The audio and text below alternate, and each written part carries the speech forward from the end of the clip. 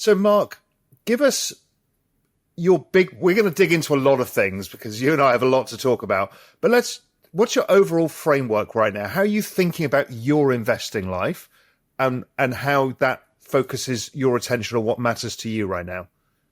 Well, I guess that I have been thinking a lot about, the world. We have an election obviously coming up, and it's kind of, I guess the sort of two sides couldn't be, further apart in terms of kind of the world that we're going to get. And I worry, quite a bit about rising axis led by China in a sort of a clash of, civilizations. And I think that the United States has put itself in a fairly weak position, or has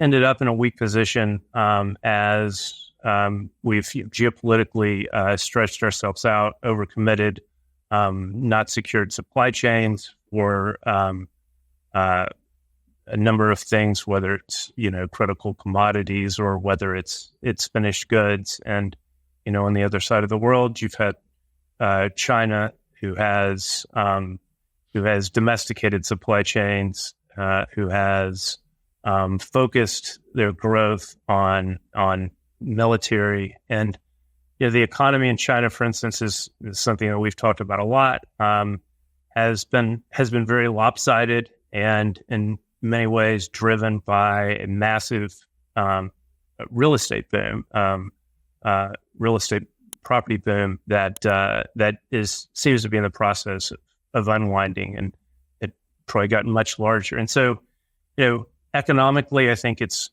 more difficult for China to kind of win the battle with the United States to, for instance, make the yuan a global, or a digital yuan a global currency. And it seems as though there's a risk right now of China pivoting to sort of achieve its goals kind of through conquest and coercion instead of through direct competition. So I'm afraid that I'm very afraid. I mean, it's maybe a fat tail risk, but I'm very concerned that that you have, whether it's in months or years, a kind of simmering sort of geopolitical, already multiple wars on multiple fronts, really kind of accelerating.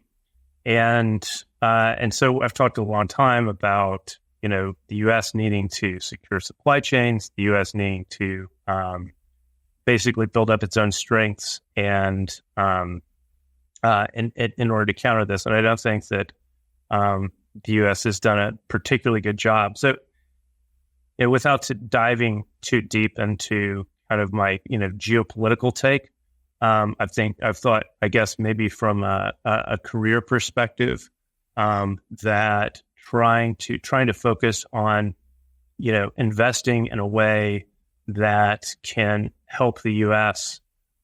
Build up its strengths, maybe is kind of the best use of my time and my thinking. We hope you enjoyed the video. At Real Vision, we help you understand the complex world of finance, business, and the global economy with in-depth analysis from real experts. Join the revolution at realvision.com.